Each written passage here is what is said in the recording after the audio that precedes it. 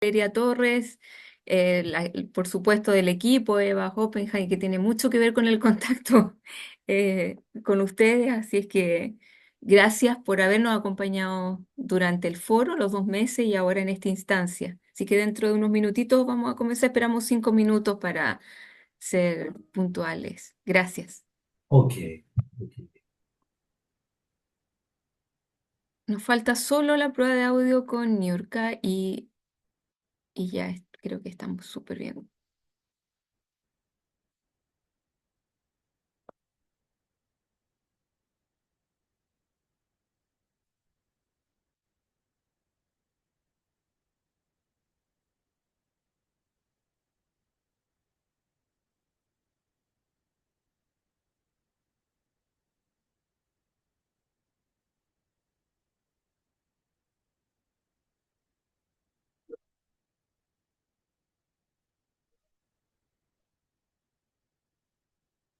Niurka, ¿nos escuchas?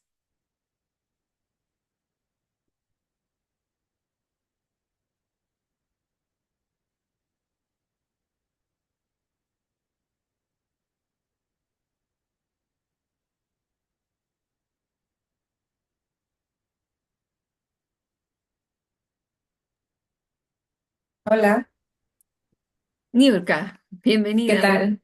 Hola, ¿cómo estás? ¿Todo Bienvenida. bien y ustedes? Gracias. Muy bien, gracias. Te escuchamos. ¿Nos escuchas bien, verdad? Sí, igual por allá. Sí, súper. Bien. Muchas gracias. Ujú. Dentro de unos minutitos ya empezamos. Ah,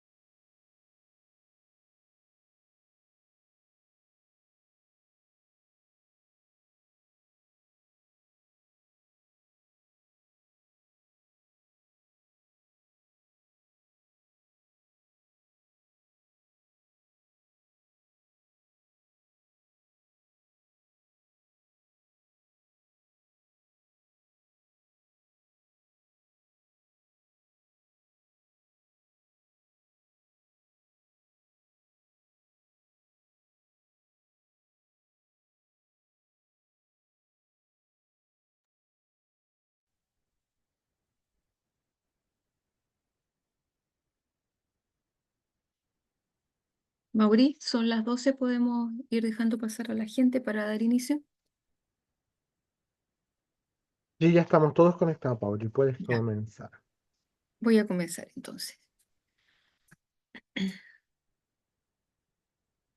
Buen día a todas y todos. Muchísimas gracias por conectarse, por acompañarnos a este webinar sobre territorialización de la Agenda 2030, avanzando en políticas públicas integrales para la consecución de los ODS. Voy a dejar con ustedes para las palabras de bienvenida e inicio a Valeria Torres, jefa del área de gestión pública y gobierno abierto del ILPES. Valeria, por favor, adelante. Muchas gracias, Paulina, y muy buenos días a todos y todas. Bienvenidos a este conversatorio sobre territorialización de la Agenda 2030. Saludo especialmente a los colegas de la Federación Latinoamericana de Municipios, FLACMA, y de la Oficina del Alto Comisionado de Naciones Unidas para los Derechos Humanos, coorganizadores de este webinar, y por cierto a los panelistas invitados. Con este webinar damos cierre a un foro de discusión sobre este mismo tema que tuvo lugar en la Red de Planificación para el Desarrollo de América Latina y del Caribe, del ILPES, el Instituto Latinoamericano y del Caribe de Planificación Económica y Social de la CEPAL. Y este foro de discusión también fue organizado conjuntamente con FLACMA y el Alto Comisionado de Derechos Humanos. Este conversatorio de hoy corresponde a la actividad de cierre de este foro de discusión y busca compartir con todos ustedes las reflexiones compartidas durante estos 2 meses. Bueno, por cierto, recordar que la Red de Planificación para el Desarrollo es una comunidad creada por la CEPAL, bajo el alero del ILPES, para facilitar el diálogo y los procesos de aprendizaje colectivo, en la que participan más de 3.000 profesionales de la región. Y el foro de discusión que tiene origen en el tema que vamos a discutir hoy día tuvo por objetivo compartir experiencias, buenas prácticas y lecciones aprendidas para apoyar los esfuerzos de los gobiernos locales para territorializar la Agenda 2030 a través de la elaboración de exámenes locales voluntarios. En el foro se hizo especial énfasis en 2 principios que deben guiar la elaboración de estos exámenes locales voluntarios: el enfoque de derechos humanos y la participación especialmente de las juventudes. Y como bien saben, la Agenda 2030 de las Naciones Unidas requiere el diseño de políticas públicas integrales que convoquen a todos los actores sociales en la construcción de escenarios de futuro deseables y, por cierto, también en las rutas y procesos de diálogo y de participación para alcanzar estos futuros. Y en ese contexto, los territorios, en sus expresiones rurales y urbanas, son espacios estratégicos para alcanzar el desarrollo sostenible, y en ese contexto, el liderazgo de los gobiernos subnacionales constituye una fuerza impulsora y aceleradora para el logro de la Agenda 2030. De ahí la importancia de espacios como este. Recordar que durante el foro tuvimos también la oportunidad de compartir los aprendizajes plasmados en la guía de CEPAL Territorialización de los Objetivos de Desarrollo Sostenible en América Latina y el Caribe, guía para la elaboración de los exámenes locales voluntarios a nivel subnacional, que por cierto los invito a consultar y a utilizar. Y como planteáramos en esta guía, cumplir la visión de la Agenda 2030 requiere de un nivel de acción colectiva sin precedentes, y solo juntos podremos crear un entorno en el que nadie se quede atrás y en el que todas las personas puedan alcanzar su verdadero potencial, configurando así un futuro más justo, más inclusivo, productivo y sostenible para todos. Más adelante, Graciela y Niurka compartirán con todos ustedes las principales reflexiones del foro de discusión, y aprovecho, por cierto, para invitarlos a sumarse a la red de planificación para el desarrollo y participar en las distintas instancias que ahí se organizan. Finalizo agradeciendo al equipo del ILPES detrás de la red de planificación para el desarrollo, Paulina Pizarro, Eva Oppenheim y Mauricio Escobar. Y sean todas y todos muy bienvenidos a este conversatorio. Muchísimas gracias. Muchas gracias, Valeria. Em, Tal como lo acaba de mencionar, llevamos 2 meses, ¿verdad?, reflexionando y comentando en torno a 6 preguntas orientadoras que, como lo mencionó Valeria, van a ser ahora eh, puestas aquí para compartir con ustedes el resumen un poco y cómo fue el abordaje de esas preguntas del foro.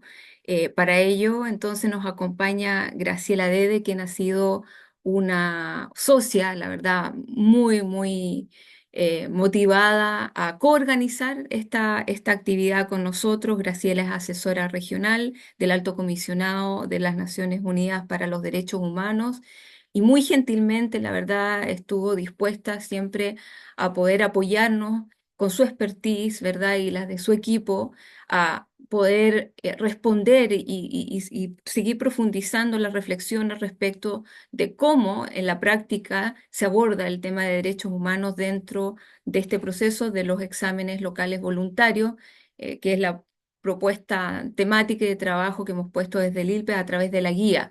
¿No? Nos quedábamos con una presentación de la guía, pero donde necesitábamos, ¿verdad?, bajar en específico qué significa cada uno de esos principios orientadores que Valeria mencionó, y la idea de estas reflexiones pasan por eso, por profundizar qué significa y cómo desde los gobiernos locales se abordan estos temas. Así que Graciela, por favor, para hacer la presentación de lo que fue esta discusión durante 2 meses, 10 minutos, por favor, para tu presentación. Nuevamente, muchísimas gracias por todo el acompañamiento y por estar también hoy en este webinar.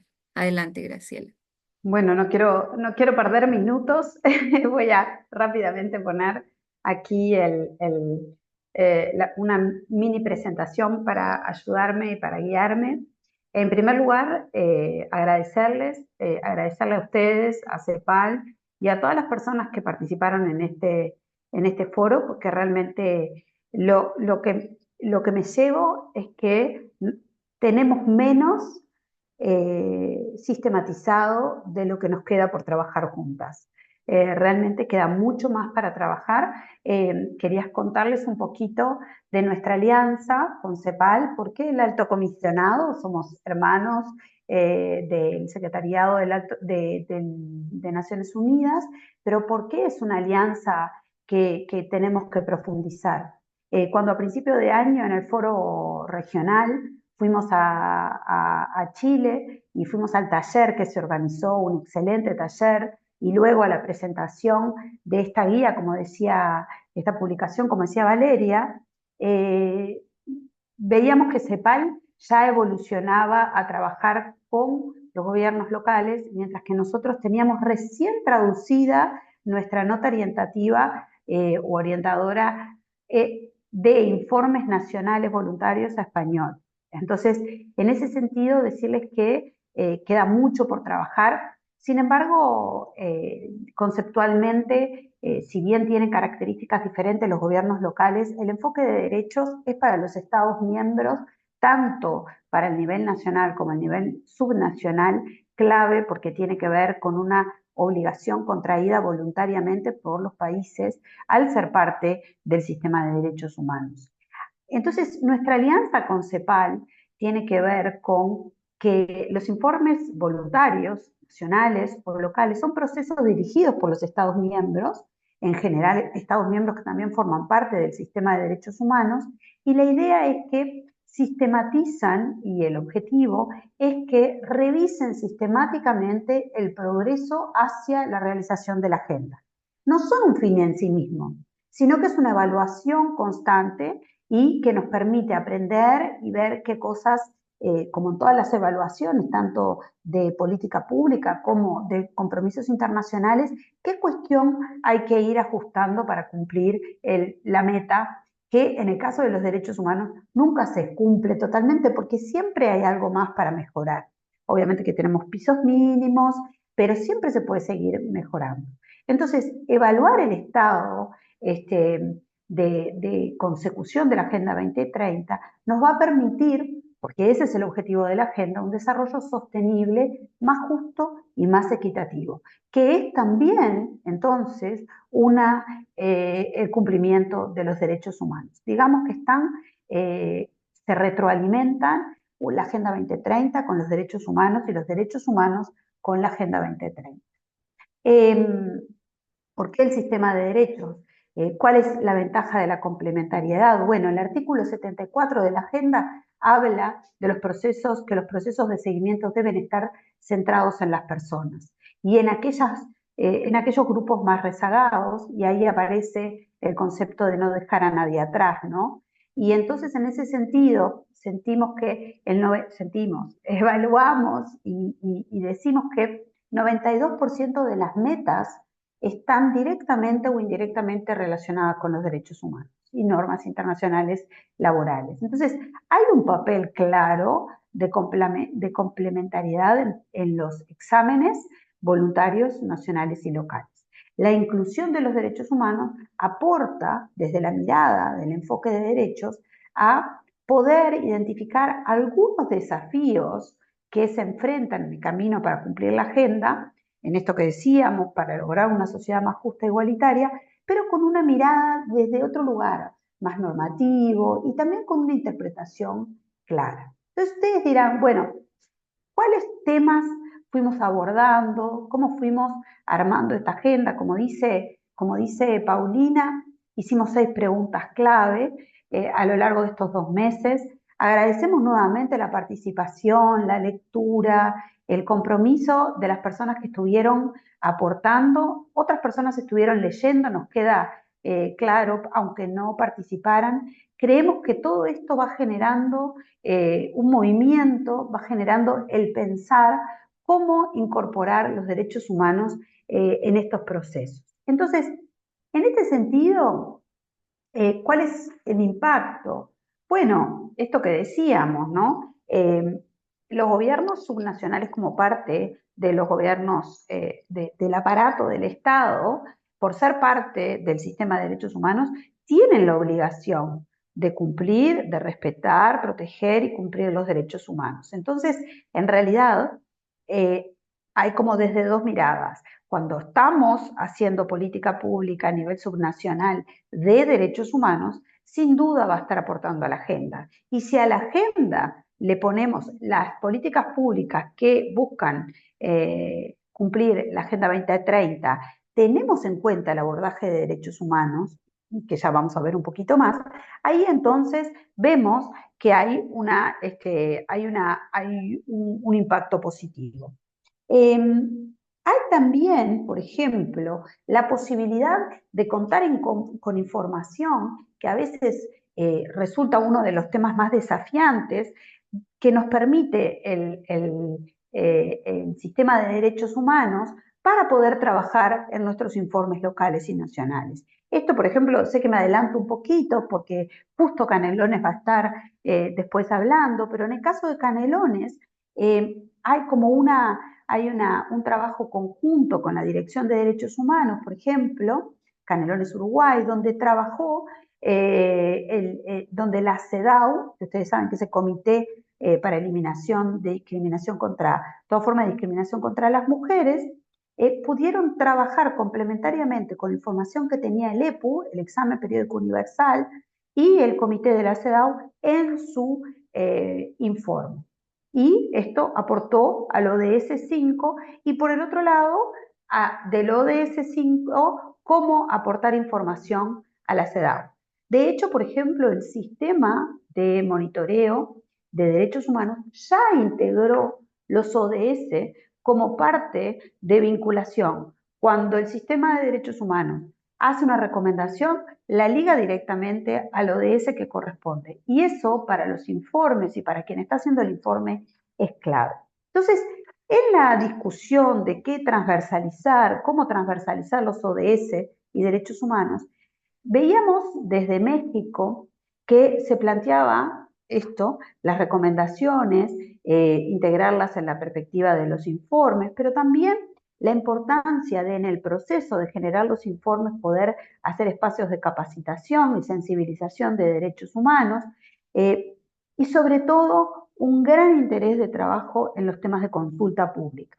Creo que eso ha sido consulta pública, participación, perspectiva de diferentes grupos que se les llama ciudadanía, a veces no tienen la ciudadanía porque son migrantes, por ejemplo, pero sí entendemos que forma parte de la sociedad. Eso también nos hablaban desde Rapa Nui en Chile, que habían hecho consultas. También se planteaba desde Uruguay que el enfoque de derechos humanos va más de lo jurídico, sino que tiene el objetivo de la transformación cultural.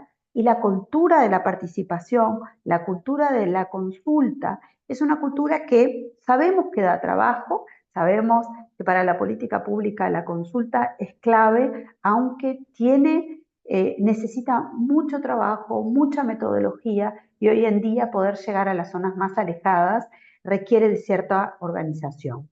Entonces, sigo mirando también, desde Argentina nos decían que la perspectiva de derechos humanos en la elaboración de informes locales voluntarios fortalece no solo la protección y la promoción de los derechos, sino que mejora la efectividad de la política pública y claramente porque podemos empezar a incluir también indicadores de derechos humanos, de derechos incluidos, ya no como una perspectiva de voluntaria o asistencial, sino y con un objeto de la política pública, que serían las personas, un beneficiario, sino con un sujeto de derecho, que es quien también tiene una voz en el proceso de la política pública. También se pueden, hablaban también otras personas de Argentina, que se podían analizar las brechas, detectar disparidades en, por ejemplo, acceso a servicios que se correlacionan directamente con el enfoque, con acceso a derechos, que muchas veces los gobiernos locales tienen en su responsabilidad. Entonces, el rol de los exámenes, de vuelta, ya no como un fin en sí mismo, aunque realmente pueden ser muy clave a la hora de reportar, rendir cuentas y dar transparencias, ayudan a guiar la política pública local. Volvemos a decir, es importante poder conocer, y quizás eso con Paulina lo hablábamos, necesitábamos poder difundir y capacitar, conocer lo que el sistema de derechos humanos le ha recomendado a los países e incluso a regiones dentro de los países y a poblaciones dentro de los países, como para poder hacer un uso eficiente de toda la información que tenemos. Creo que me queda poquito, ¿no, Paulina? Está. 3 minutitos. Bien.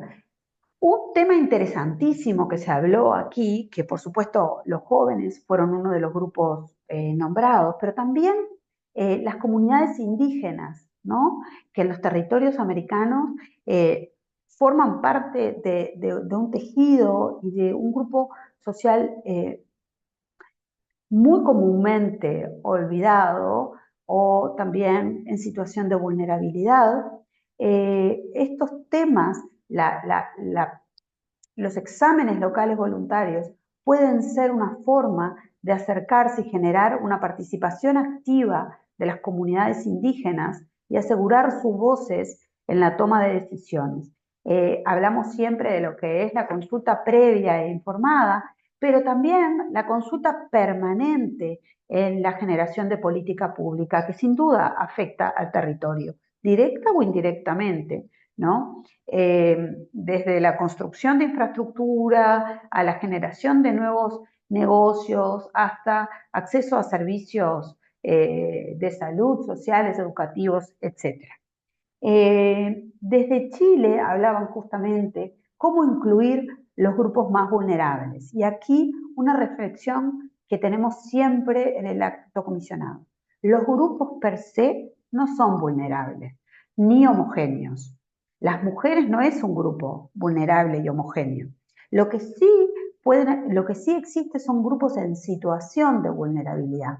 Según la situación, es donde se empiezan a generar muchas condiciones. Y si no, un caso típico son las personas migrantes que en su país, antes de emigrar, quizás no formaban parte de esos grupos, como al encontrarse en una situación distinta, una condición distinta, pasa a tener una situación de vulnerabilidad. Y eso es súper importante poder relevarlo en el territorio. Aquí en Panamá, desde México hasta el sur de Chile, son temas súper complejos.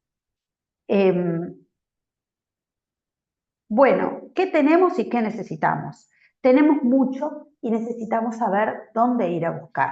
Y creo que eso puede ser una de las claves de cómo seguir adelante en esta alianza virtuosa.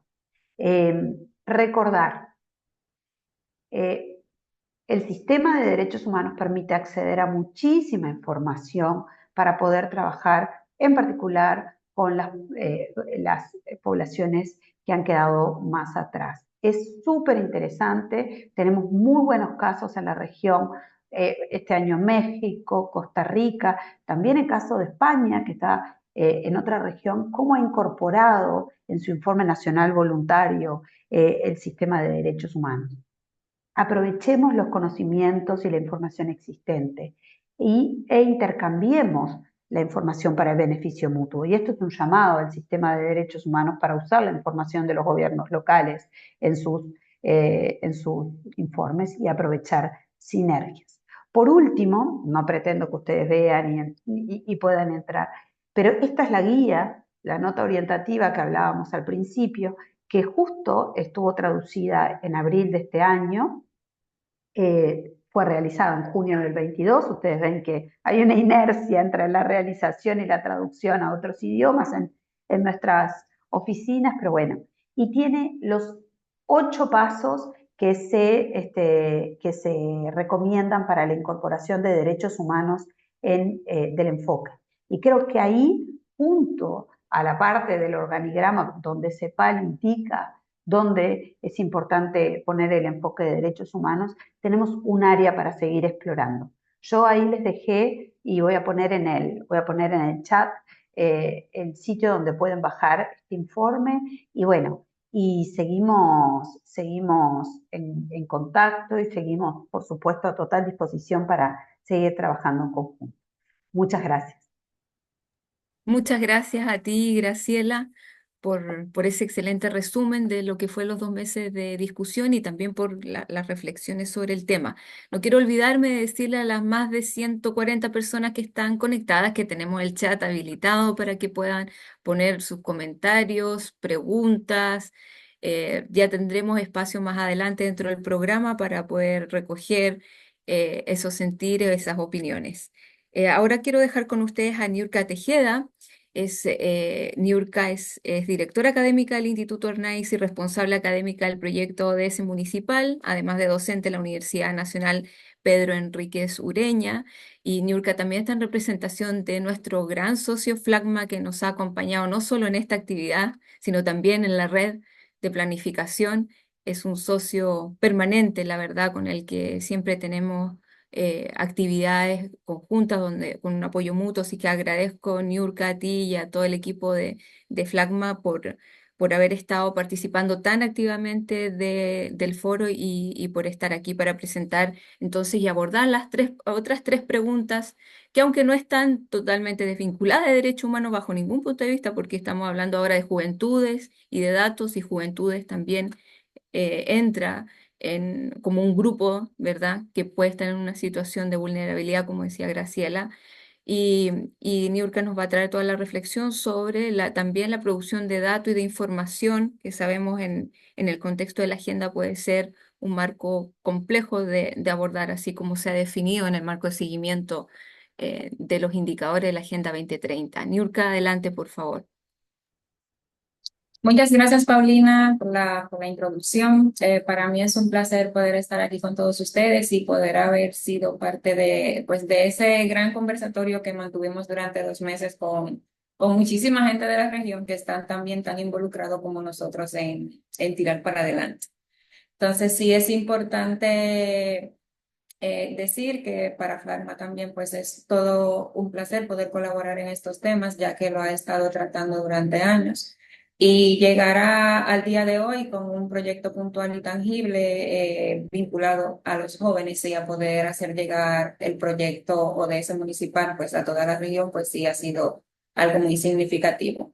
Fue de muchísimo agrado poder ver en los comentarios del foro que no solamente hay 1 o 2 iniciativas, sino que hay muchísimas personas también que están en miras a la visión que todos tenemos. Voy a compartir una presentación para ir haciendo un resumen sobre todo esto.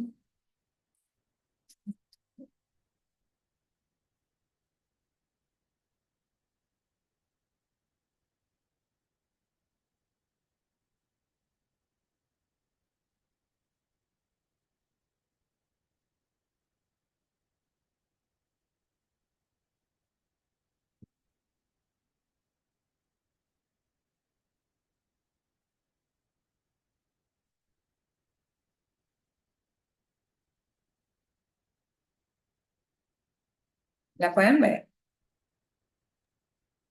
Sí, está un poco grande ahora. Un momento se vio bien. Ahora, ahí, ahí. Es-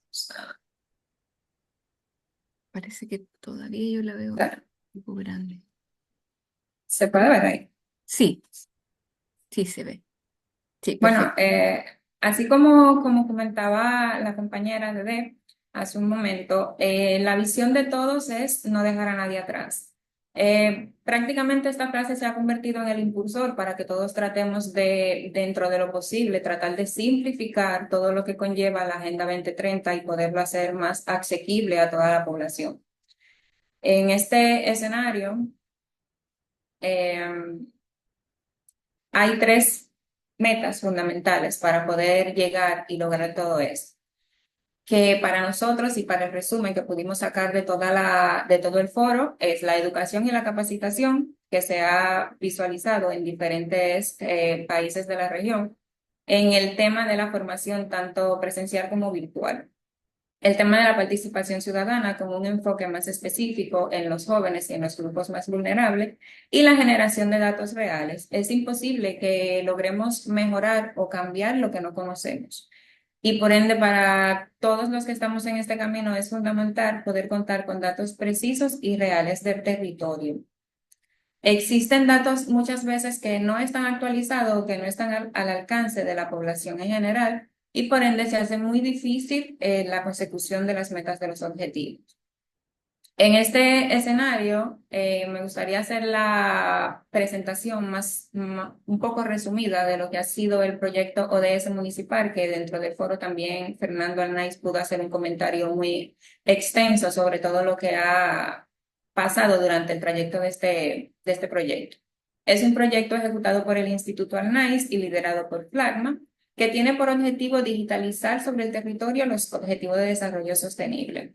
Todo esto es con una visión de que los jóvenes, independientemente sean de los barrios o de las universidades, puedan tener un acceso a conocer su territorio y a poder plasmar en el territorio desde su perspectiva los problemas que entiende tienen una marca significativa en la consecución de los objetivos. No podemos mejorar si no podemos medir. Y esa medición pues se hace a través del conocimiento real de lo que está pasando en cada uno de los territorios de nuestros municipios. Este proyecto realizado durante el año 2022-2023 fue un curso virtual, fue un diplomado donde los jóvenes tenían que digitalizar o dibujar en su territorio pues las áreas problemas. Es como generar datos a través de un diagnóstico perceptual o subjetivo de cada uno de los ciudadanos. Durante este proceso se lograron certificar a 2.000 jóvenes de 7 países de 41 municipios de Latinoamérica. Este es un ejemplo de lo que estos jóvenes pudieron hacer. Creo que pueden ver de este lado cada uno de los objetivos y cada uno de estos objetivos pues tenía un área problema que los jóvenes tenían que tratar de identificar en el territorio. Esto no es nada urbanístico, ni tiene una certeza científica comprobada, ni le va a servir al ayuntamiento para temas de planificación específicamente, pero sí les da una idea clara de cómo el ciudadano de a pie percibe su municipio y cómo entiende él que esos problemas puntuales que de cara a la Agenda 2030 se están tratando de solventar. Este es un ejemplo del municipio de Trinidad de Cercado, en Bolivia. Aquí podemos ver un ejemplo de un distrito municipal de un municipio de la República Dominicana. Igual, todos tienen el mismo grafismo para poder entender en cada uno de los municipios lo que se está tratando de identificar. Y esto es un ejemplo de Lima, en Perú. Este proyecto y todos los comentarios que estuvimos leyendo durante toda la puesta en marcha del foro, nos dio a nosotros la visión de poder decir que tenemos retos, como ya sabemos, y tenemos muchas oportunidades que podemos aprovechar. Dentro de los retos principales está el desafío tecnológico. Y es que no es lo mismo un joven que esté en un municipio de una magnitud específica o de una ciudad importante de algún país, a un joven que se encuentre en un municipio rural con ciertas deficiencias de conexiones de Internet o falta de acceso a equipos tecnológicos. Por lo tanto, la brecha digital es un caso que debemos pues prestar muchísima atención y creo que dentro de los próximos años es algo que todos los países pues están en vía de erradicar. El tema de la cultura de participación, creo que los jóvenes sabemos lo mucho que cuesta ser escuchado y lo mucho que cuesta que nos tomen en consideración en algunos lugares. Pero creo que tratar de que se le dé esa oportunidad de crecer y de expandirse a través de un conocimiento que ya se le ha dado con anticipación y con una visión clara, pues sí pueden tener un acceso directo en la participación ciudadana. Todos podemos y todos tenemos el mismo derecho de hacer las cosas. Y en cuanto a las experiencias inspiradoras que pude leer durante todo este proceso, pues está este ejemplo de ODS municipal, está el tema de Chile y de Uruguay que van a presentar en un momento. Y creo que estamos en el camino correcto de cara a la agenda. Creo que nos quedan pocos años, ¿verdad? De aquí al 2030, pero creo que lo que se ha logrado en todo este proceso y más en esta etapa en la que nos encontramos es mucho más de afianzar ya el conocimiento que se existe, no es como de empezar a conocer la agenda, empezar lo que es, sino que ya todos tenemos un criterio claro de cómo enfocar ese cumplimiento hacia las metas. Me gustaría cerrar esta intervención con un video donde pueden ver a lo que me refiero de los jóvenes en diferentes municipios, en diferentes circunstancias, y cómo pudieron ellos percibir este proyecto, que fue gratuito para ellos y pues gratuito también para los municipios. Y todo lo que realizaron esos jóvenes pues fue entregado directamente al gobierno local. Ya con esta visión, pues ellos empezarán a reducir esas manchas de áreas problemas y convertirla pues en pequeñas soluciones en corto, mediano y largo plazo. Déjenme proyectar esto.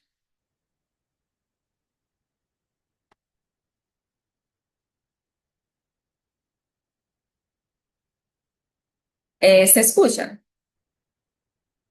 No, no, no, no. Déjame ver cómo veo.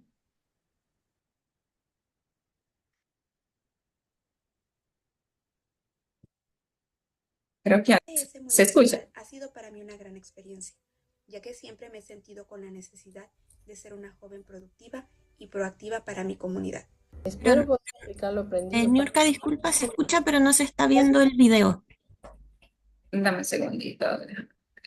Que se sigue proyectando la La presentación. presentación. Dejar de compartir para compartir esta pantalla.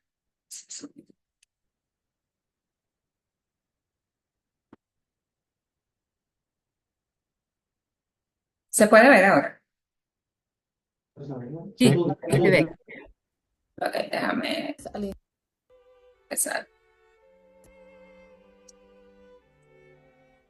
El diplomado en ODS municipal ha sido para mí una gran experiencia, ya que siempre me he sentido con la necesidad de ser una joven productiva y proactiva para mi comunidad.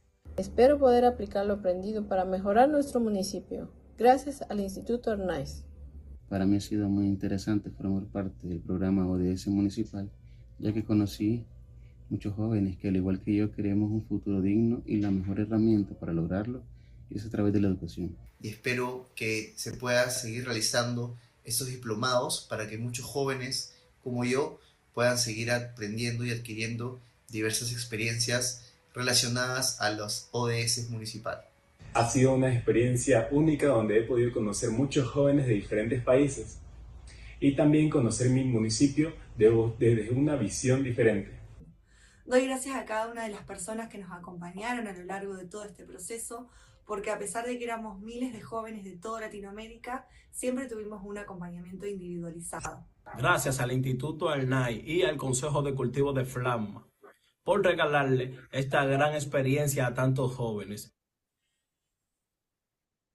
O sea, creo que en realidad para nosotros poder percibir la importancia que para los jóvenes puede tener este tipo de iniciativa, pues ha sido de verdad muy gratificante porque han realizado un esfuerzo extraordinario con el tema de la brecha digital, con el tema del acceso a información inexistente y que ellos hayan podido prefabricar todo esto, pues de verdad que ha sido toda una experiencia inigualable y pues quería enseñar más o menos todo lo que habían realizado y con el énfasis que lo habían realizado. Quedo por aquí para cualquier pregunta, así que muchas gracias. Gracias, Nika. Estamos ahí mirando las preguntas que le están dejando en el chat para al final tenemos un espacio para abordarlas.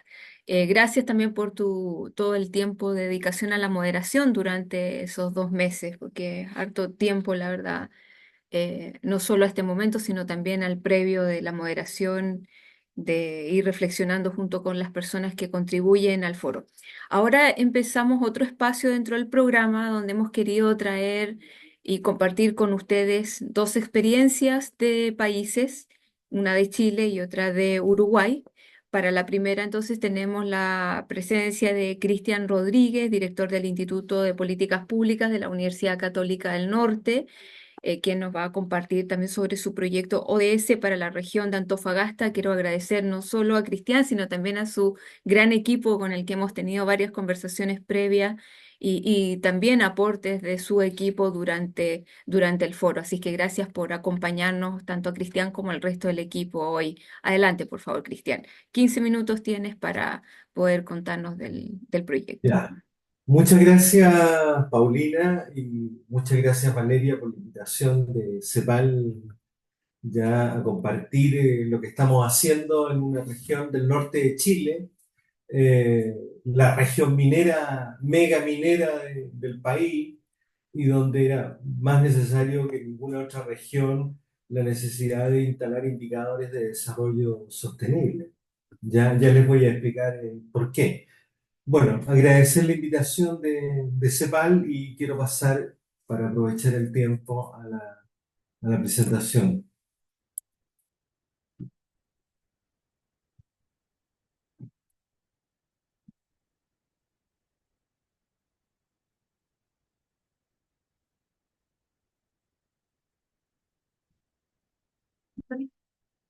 Bueno, les cuento, esta iniciativa surgió al interior, nosotros ya veníamos previamente desde el 2014, esta es una región, la región de Antofagasta, como les decía, la región megaminera de Chile, ya la principal productora de cobre a nivel mundial, la segunda productora de litio también a nivel mundial.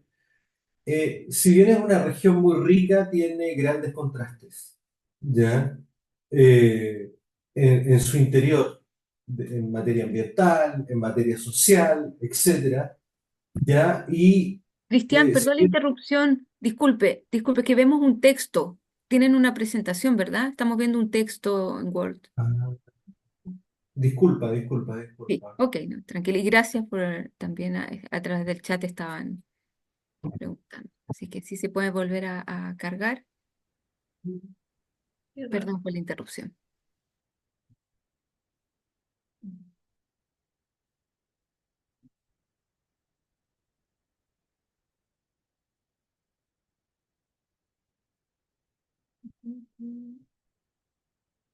Ahí, ¿Ahora se ve? Está cargando. Ahí sí, hay que ponerle en modo presentación. Ahí está perfecto. ahí sí, Sí, sí, gracias. ya, parto de nuevo. Bueno, contarle, norte de Chile, región de Antofagasta, donde estamos situados. Yo quiero primero presentarle a quienes me acompañan. Me acompaña la socióloga Catalina Guerra del Instituto de Políticas Públicas, que ha estado trabajando en este proyecto. Paulina Ponce, geógrafa también que trabaja, ¿no es cierto?, en esta iniciativa. Y el coordinador Juan Páez, economista. ¿Ya? La región de Antofagasta es una región rica, dado que la principal productora de cobre en Chile es la región megaminera, es la segunda productora de litio en el mundo. Es una región, si bien con muchos recursos, es una región de enormes contrastes sociales, económicos, ambientales en su población. Es una región que requiere necesariamente de tener indicadores de avance ya en materia de derechos humanos, equidad, etcétera. Entonces, yo quiero partir primero con la presentación, si me acompaña Paulina. Bueno, este es un poco el esquema rápido que les voy a presentar, ¿no es cierto? Cómo nosotros percibimos los ODS a nivel local, la justificación, el por qué, cuáles son los objetivos de este proyecto, cuáles son los principales componentes y sobre todo el cómo nosotros compartimos con la comunidad y la sociedad civil, dijéramos, una plataforma que permite, dijéramos, la consulta y la transparencia permanente de los avances en materia de los objetivos de desarrollo sostenible en el tiempo. ¿Vamos?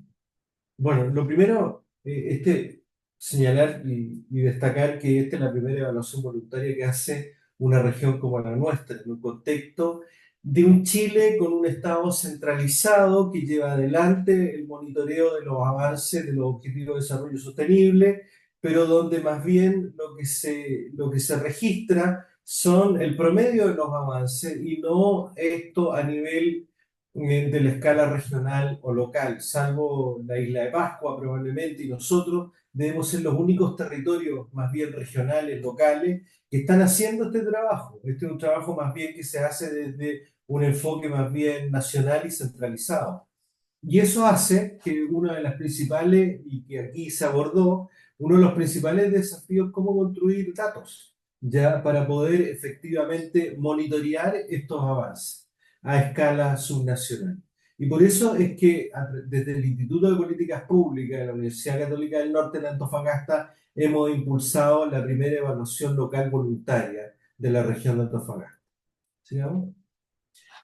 ¿Por qué los objetivos de desarrollo sostenible a nivel territorial? Porque nos permite abordar la brecha, es lo que yo les estaba diciendo, una región rica pero con enormes contrastes ya en su territorio. Esta es la segunda región más grande que tiene, más importante, con mayor superficie que tiene Chile, con más o menos una población de 700.000 habitantes que están distribuidos en un enorme territorio, ¿ya? Y segundo, que si bien, como les señalaba, hay un esfuerzo del país, un esfuerzo del Estado de Chile por avanzar, dijéramos, en la elaboración y en el monitoreo, no hay un esfuerzo a nivel regional ni local por avanzar. Los indicadores promedios de Chile no le sirven a la región de Antofagasta para identificar sus problemáticas. Después, otro es generar información en base a baja disponibilidad. Bueno, no sé, esa es el primer gran desafío, cómo generar sobre todo estadísticas, datos sistemáticos en el tiempo que puedan, ¿no es cierto?, fundamentar la construcción de estos indicadores. ¿Ya? Bueno, ¿cuáles son las razones que justifican medir los indicadores en una región minera como la región de Antofagasta? Bueno, primero la necesidad de seguir ya las problemáticas territoriales en el tiempo que afectan el bienestar, que afectan los derechos humanos, que afectan a poblaciones vulnerables, ya que afectan a los jóvenes, utilizando un marco de evaluación validado y adaptado a la región que nos permita contrastar. ¿Ya? Y por eso los objetivos de desarrollo sostenible son importantes para nosotros porque es una metodología que podemos compartir y donde podemos comparar, dijéramos, los avances, brechas y desafíos que tiene una región como la nuestra. Bueno, permite formular una guía de prioridades regionales, o sea, ya el hecho que existan los indicadores, que exista un monitoreo de los avances y de las brechas, permite efectivamente generar indicadores particularmente que son señales fundamentales, particularmente para los actores públicos y privados que hay en la región, hacia dónde dirigir la ayuda, el mayor esfuerzo, ¿no es cierto?, por avanzar. Bueno, lo que les señalaba, cuáles son los desafíos territoriales son la principal razón, o sea, una región muy rica en recursos, que tiene un PIB per cápita muy parecido al de Dinamarca, pero que tiene enormes contrastes en materia ambiental, social eh, y de derechos humanos. Sigamos, por favor. Bueno, el objetivo general de este proyecto fue adecuar los objetivos de desarrollo sostenible al contexto de la región de Antofagasta. Y los objetivos específicos, entre algunos, generar, ¿no es cierto?, priorizar y localizar los objetivos, colaboración de la sociedad civil y el sector privado y público en el diálogo sobre localización y priorización de objetivos, generar instancias de participación con proyectos realizados con participación no solo de expertos, sino que también de la sociedad civil organizada en toda la región. Ya eso nos permitió unificar criterios de diferentes actores de la región y finalmente brindar a la región un set de indicadores para el seguimiento del desarrollo local y generar un proceso de seguimiento temporal de principales indicadores a través de una plataforma que les voy a mostrar al final de la presentación. ¿Sí? Bueno, ese fue un poco el esquema que se utilizó para el desarrollo del proyecto. Ya este proyecto fue financiado por el Gobierno Regional de Antofagasta, fue implementado por nosotros, por la Universidad Católica del Norte, el instituto, tuvo, ¿no es cierto?, un equipo de expertos, ya les he presentado parte de ellos, ya con un equipo de investigadores. Bueno, y la idea fue construir una estadística de análisis territorial, espacial y territorial, y generar, ¿no es cierto?, instancias de participación ciudadana con los cuales construir las prioridades, ¿no es cierto?, de lo que estamos realizando. Bueno, en las instancias de hubo dos instancias, una de representación académica. Nosotros invitamos a ser parte de un directorio de este proyecto a académicos destacados a nivel no solamente de la región, sino que a nivel nacional, que nos pudieran ayudar, ¿no es cierto?, a identificar a que la construcción de estos indicadores fuera de alta calidad. Pero junto con ello, esto lo contrastamos con un directorio multisectorial que construimos una gobernanza donde estaba la participación de la sociedad civil de toda la región de Antofagasta. Antofagasta tiene 9 municipios en su territorio y lo que buscamos es representar esos 9 municipios de este directorio multisectorial. Sigamos, por favor. Bueno, esto es un poco el mapa de actores claves, ¿no es cierto?, con el cual trabajamos, ¿no es cierto?, la priorización de los indicadores. O sea, los indicadores son más de 260 y tantos indicadores que no todos son prioritarios para una región como la de Antofagasta, y quisimos priorizar, bueno, qué indicadores son los que mejor representan o qué nos interesa más como sociedad regional priorizar y construir, y finalmente hicimos con todos estos actores de la región, priorizamos qué indicadores fue los que definimos. Sigamos, por favor. Bueno, en el fondo lo que hicimos fue recorrer este camino desde la situación actual, que tremenda, el mayor desafío, como les decía, es la construcción de datos. Y sin construcción de datos no hay construcción ni de información, ni de conocimiento, ni de seguimiento, ni de transparencia, ni podemos movilizar ni al sector público ni privado en conseguir estos resultados. Y por lo tanto ahí tuvimos que desarrollar distintas estrategias para generar información y metodologías, ¿no es cierto?, para construir información desde el propio territorio, generar un plan de gestión de estos datos y trabajar, dijéramos, al mismo tiempo y transversalmente con los actores claves de la región. Bueno, un poco eso, los principales productos. Generamos al final 85, no está bien preciso ahí en esa presentación, son 85 indicadores a nivel regional, acompañados de 45 indicadores a nivel municipal. Ya conseguir en Chile tener 45 indicadores de los Objetivos de Desarrollo Sostenible priorizados por su población es todo un desafío. ¿Ya? Bueno, este proyecto va a generar publicaciones de divulgación científica y artículos de investigación que se están desarrollando. Por lo tanto, vamos a informar y vamos a divulgar tanto hacia la comunidad regional, la sociedad, los tomadores de decisión, pero también hacia el mundo académico. Y obviamente que esto está acompañado de todo lo que fue los procesos de participación ciudadana, ya que se tradujeron en seminarios, talleres, etcétera, donde compartimos tanto las consultas como también los resultados con la comunidad regional. Bueno, ahí ustedes pueden ver, ¿no es cierto?, un poco cómo fuimos construyendo, ya sobre todo en la etapa, dijéramos, de trabajar con la sociedad civil, ya cómo construimos estos mapas participativos, tuvimos talleres virtuales también, ya dado las distancias, ¿no es cierto?, que hay en esta región que es enorme, ya ir de un lugar a otro hay distancias más o menos por tierra de 6 horas de manera terrestre, entonces muchas veces había que utilizar una comunicación virtual, ¿ya? Sigamos. Bueno, también hubo participación con los expertos, ¿no es cierto? Distintas instancias. Ahí a mi izquierda, en la parte inferior, está el gobernador de la región de Antofagasta, que fue parte también de este proyecto, ya, y están los distintos expertos ya y actores de la región con los cuales tratamos también de llegar a los tomadores de decisión. Sigamos. Bueno, y finalmente, ¿no es cierto? Hay una plataforma que construimos, con esto voy terminando, que construimos, que es una plataforma que se llama Sistema de Información Territorial de la región de Antofagasta, ya que es un sistema con información georreferenciada.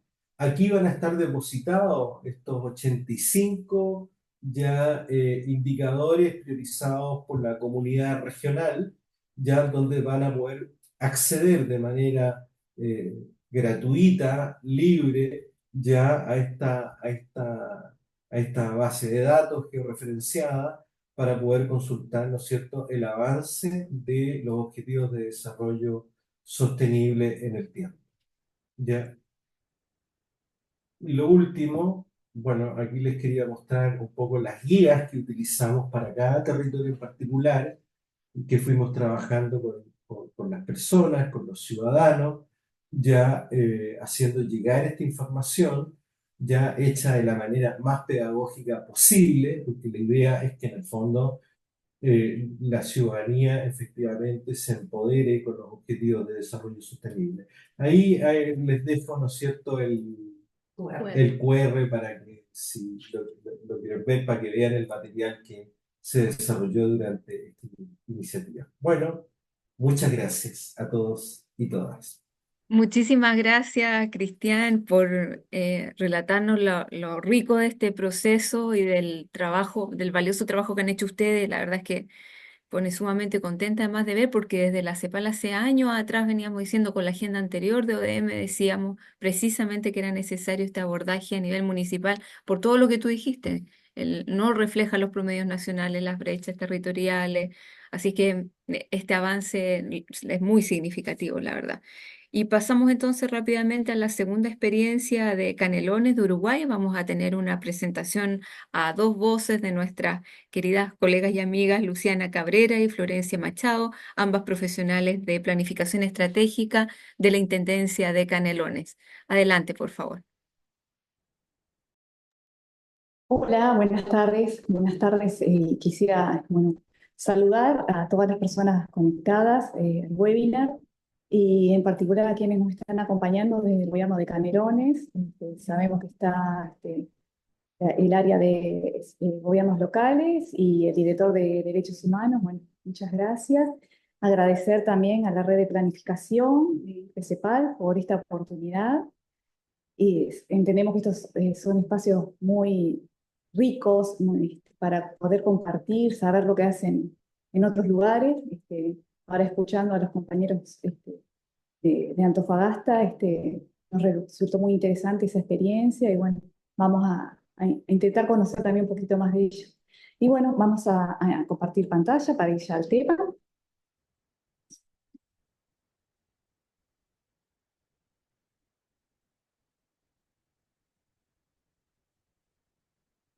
¿Están viendo? Ahí cargó. Sí. Bien, comenzamos entonces. Bueno, decirles que Canelones es una institución de nivel subnacional que ha asumido el compromiso con la Agenda 2030 y los 17 ODS a partir de la planificación estratégica. Por eso vamos a contar un poquito lo que ha sido ese proceso. Nosotros tenemos un plan estratégico, PEC 4, que está asociado a los objetivos de desarrollo sostenible. Desde Canelones se trabaja en el diseño de políticas públicas equitativas con enfoque interseccional en respuesta a distintas realidades y brechas existentes.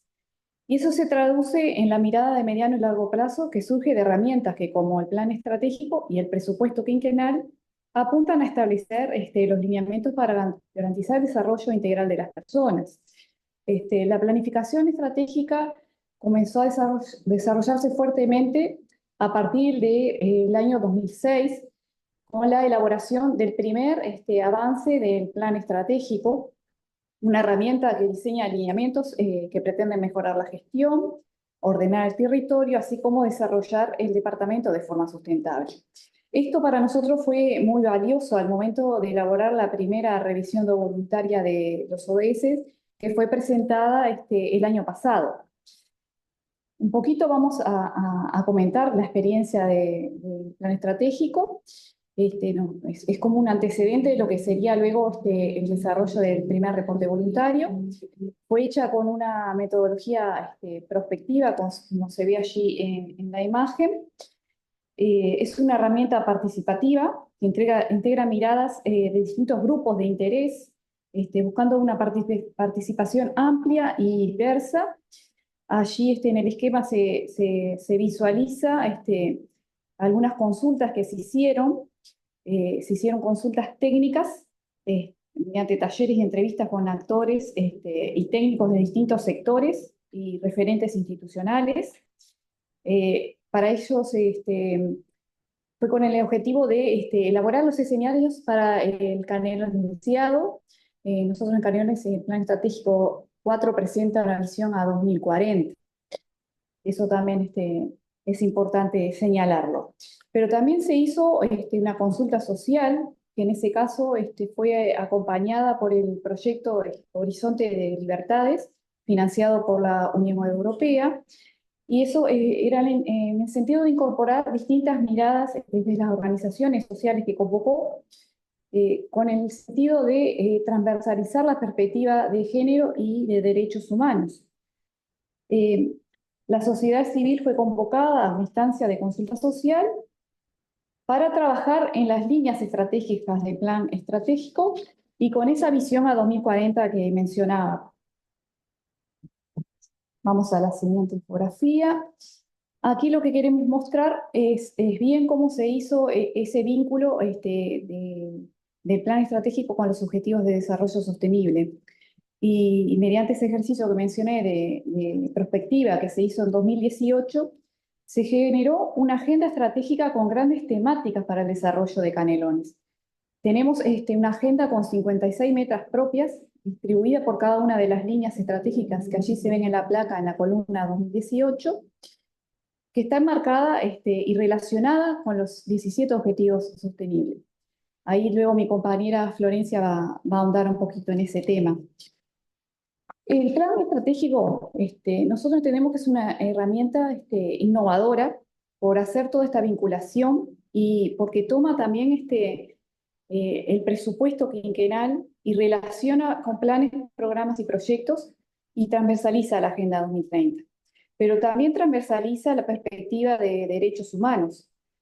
Forma parte de los lineamientos estratégicos y políticos del gobierno de Canelones, está integrada en varias de las metas que propone el plan estratégico y que se toman para definir una matriz de acciones y proyectos en el presupuesto quinquenal.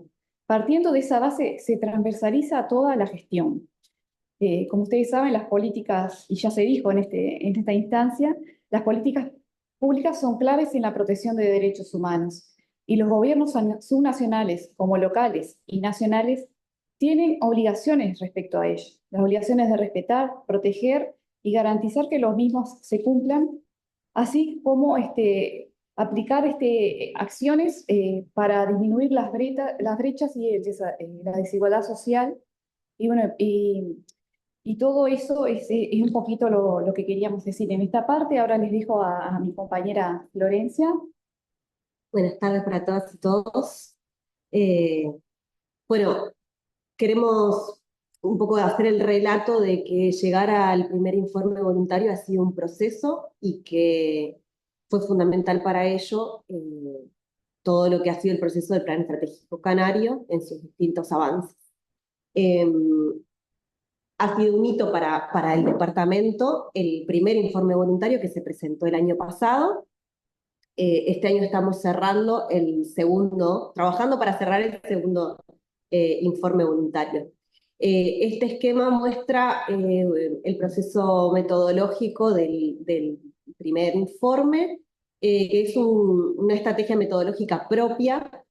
Nos vamos a centrar, tiene 3 grandes ejercicios, y nos vamos a centrar en el primer ejercicio, que es el que muestra la columna de la derecha, y que tiene que ver con la asociación, el ejercicio de asociación de los planes, programas y proyectos del presupuesto quinquenal a los ODS.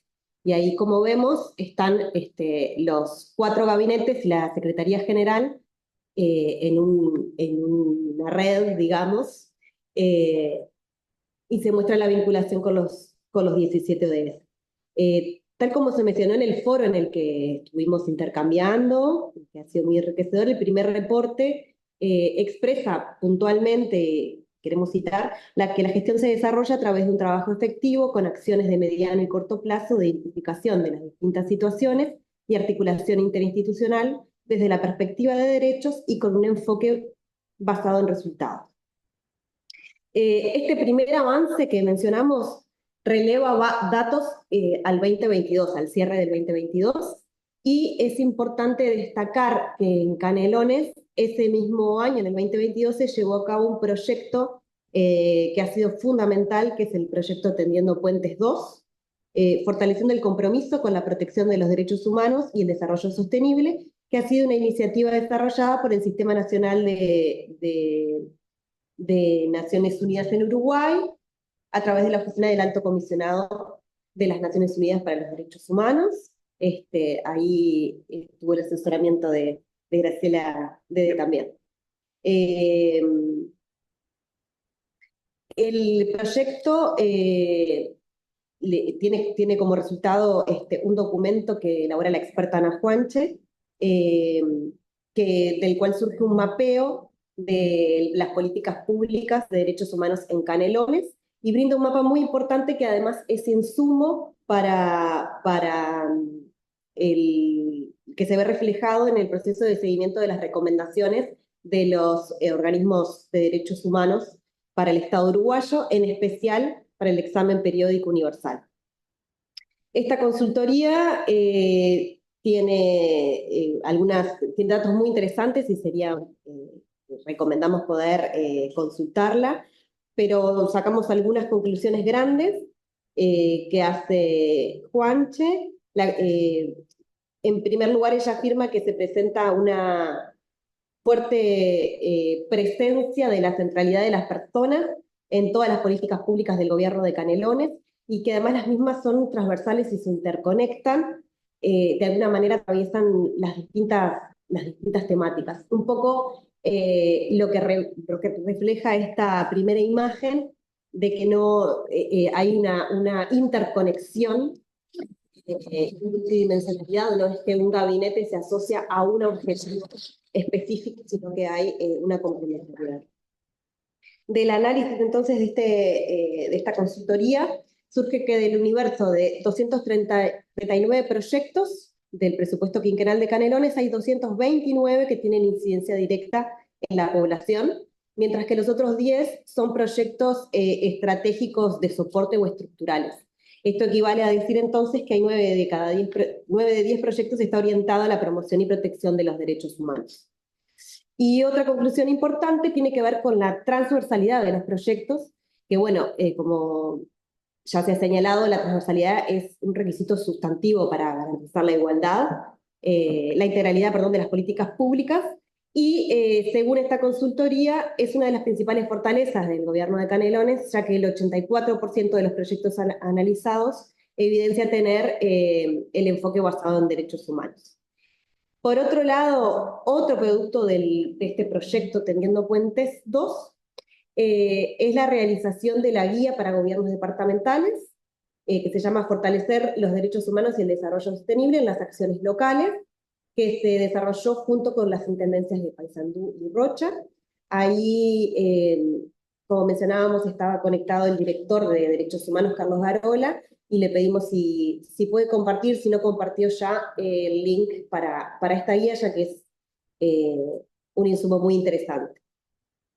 Bueno, apurando un poquito la presentación por un tema de tiempos, esta es la imagen más completa del proceso del primer informe voluntario,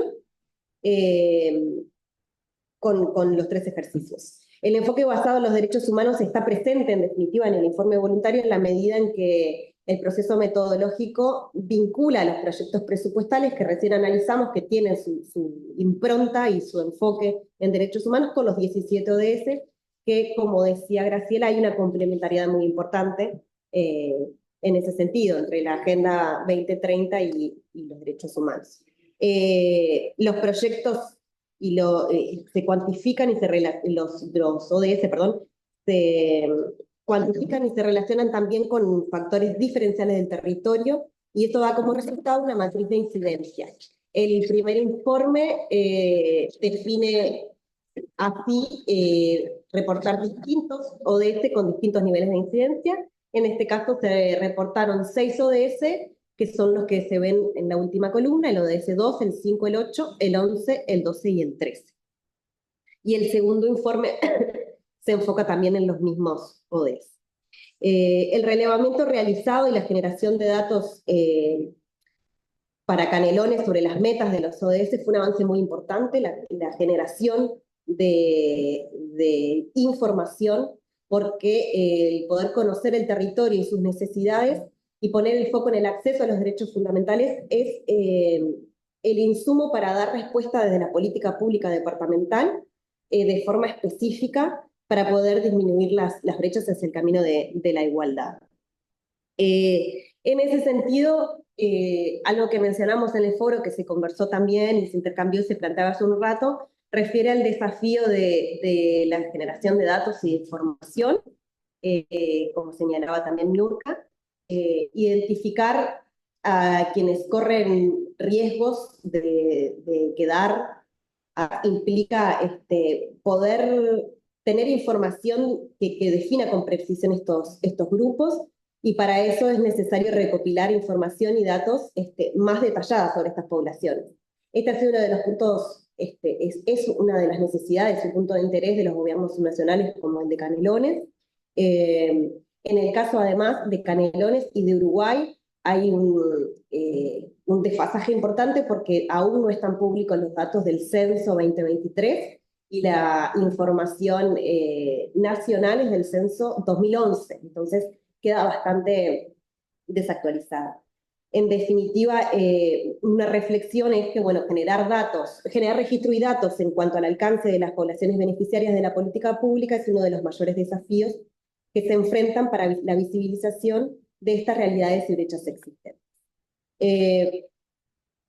Por último, para ir cerrando, queríamos mostrar lo que es la agenda de metas propias de Canelones del Plan Estratégico Canario, que, como mencionó Luciana, y como podemos ver ahora en pantalla, están vinculadas a distintos ODS, y lo que hicimos en este caso fue señalar cuáles tienen el enfoque de derechos humanos presente. En el caso del Canelones inclusivo y equitativo, de las 11 metas, vemos que el 100% tiene el enfoque de derechos humanos. Podemos señalar 2 como ejemplo, por ejemplo, la meta 5, desarrollar políticas afirmativas y de sensibilización para promover la equidad, descolonialidad y disminuir todo tipo de discriminación étnico-racial por orientación sexual o identidad de género, situación de discapacidad, lugar de procedencia, etc. O la meta 7, por ejemplo, el monitoreo y evaluación de las acciones con perspectiva de género y derechos humanos.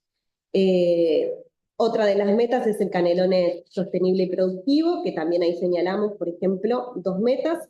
Una que es fomentar la participación de las mujeres en el mercado de trabajo de manera equitativa e incentivar el liderazgo de emprendimientos locales. Y así pasamos, como ejemplo, la meta Canelones integrada y articulada, y la meta de Canelones democrático y participativo. que está asociada, como vemos, cada meta a distintos ODS. Y por último, para cerrar, nos parece muy importante destacar los mecanismos que incorpora Canelones a la gestión, los mecanismos de derechos humanos, eh, que además hay algunas de estas que han sido muy recientes, entonces es un proceso que se va consolidando y que también se va retroalimentando junto con la planificación estratégica. Hay una visión muy integrada de la planificación estratégica y los derechos humanos y las distintas áreas. Por ejemplo, el área de movilidad humana fue una de las últimas en crearse y acá dejamos un poco el mapeo porque nos parecía muy interesante. Cerramos por acá para que no se vaya muy extensa y quedamos atentas a Muchas preguntas. gracias, muchas gracias. Y bueno, ampliando un poquito, nuestra intendencia tiene áreas específicas vinculadas a los derechos humanos. Tenemos la dirección de género, la dirección de derechos humanos, como se mencionó, también un área de convivencia y estas nuevas áreas que recién mencionaba Florencia. Muchas gracias y nuevamente por esta oportunidad y es un placer siempre intercambiar. Muchas gracias a ambas por la presentación, por compartir el material, también a través del chat, estamos ahí leyendo a Pablo, así que muchísimas gracias por esa presentación. Vamos a avanzar rápidamente al espacio comentarios, estamos justito en el tiempo. Quiero agradecer la presencia y la participación de Ana Calvete, jefa de investigación de la Organización Mundial Ciudades y Gobiernos Locales Unidos, que es una gran red. Eh, Muchísimas gracias, Ana, por la generosidad de sumarte a este espacio. La verdad es que ahí a través también del apoyo de Graciela logramos que estuvieras hoy participando y acompañándonos. Sabemos que no va a ser la última, será la primera, pero bueno, esperemos que tengamos muchos más foros y espacios a través de nuestra red de planificación con la participación de ustedes, porque la verdad es que son una gran referencia para la región también. Ana, estaría perfecto si son los 15 minutos que me comentaste al inicio, daba el tiempo para comentar tanto las presentaciones como las reflexiones que mantuvimos durante el foro. Te escucho. Claro, Creo que... sí. Ahí sí, ok. ¿Me oís bien? Adelante, ¿Sí? Ana. Sí, perfecto. Perfecto. Bueno, pues no, muchas gracias a vosotros y vosotras por la invitación. En realidad es un placer estar en esta sesión de clausura de un foro que he visto que ha sido súper rico y comprometido con el no dejar a nadie atrás, ¿no? Y bueno, yo como representante en esta sesión de la red de gobiernos locales y regionales más grande del mundo, que es CGLU, pues quería empezar contándoos que venimos con una especie de sentimiento de satisfacción, ¿no? De cierta ilusión por este cambio que se necesita y bueno, es cierto que ciertos diversos informes muestran que un muy bajo porcentaje de ODS y sus metas pues van por el buen camino, que solo nos quedan 6 años hasta 2030, pero en lo que concierne a los gobiernos locales y lo que aportamos a nuestras comunidades y con ellas, pues hay que decir que venimos de un foro político de alto nivel de desarrollo sostenible que tuvo lugar ahora en Nueva York en julio, que fue realmente pues esperanzador, ¿no? Y creo que es importante mencionarlo. Hay que pensar que hace 8 años, en el primer foro, nadie hablaba de localización de los ODS. Los gobiernos locales poníamos ese término tan crítico para nosotros sobre la mesa y nos cuestionaban. Pero bueno, hemos ido avanzando, hemos ido abriendo puertas y en relación con este foro del que venimos ahora, pues bueno, hay varias cosas importantes que decir, como que los informes locales y los subnacionales, o BSR que le llamamos nosotros, que son aquellos que hacen las asociaciones de gobiernos locales y tienen una perspectiva pues de país, pues han sido finalmente oficialmente reconocidos por Naciones Unidas, ¿no? En el foro de donde venimos ahora no faltaban eventos sobre cómo generar mayores sinergias con estos esfuerzos locales, ¿no? Había una sesión incluso organizada por ONUDAES en el foro llamada Transformación de abajo arriba. Pues había un segmento concreto, el principal, en el que los gobiernos nacionales eran llamados a ofrecer sus perspectivas sobre localización de los ODS, ¿no? Pues nunca antes habíamos visto a tantos gobiernos nacionales ceder su turno de palabra a los representantes de alguna de sus ciudades, regiones, asociaciones, para que fueran estos representantes locales, ¿no? Desde lo local, quienes proyectaran realmente sus propias voces. Entonces, estos pasos son los que creemos que tenemos que ir aprovechando, tejiendo, ¿no? Nuestra red para que estas acciones no sean solo esporádicas, sino que se conviertan pues, en lo habitual para conseguir esa transformación social de la que hablábamos. Desde CGLU entendemos los BIELAR y BIESAR, o sea, estos informes locales y subnacionales, no como una herramienta para dar cuenta de solo, sino realmente como un proceso político en toda regla. Es un proceso que transforma nuestra percepción de las agendas globales, ¿no? Que pone a los gobiernos locales en el centro y que visibiliza esos esfuerzos, esos retos y plantea nuevas prioridades políticas pues, en base a ellos. Y por eso desde CGLU apostamos por unos informes locales que sirvan ante todo pues, a vosotros, ¿no? A los gobiernos locales, a vuestras comunidades. Los gobiernos nacionales sí que tienen esas guías directrices de carácter cuasi obligatorio, ¿no? para elaborar sus informes nacionales, pero los gobiernos locales no, y eso hay que verlo como una oportunidad.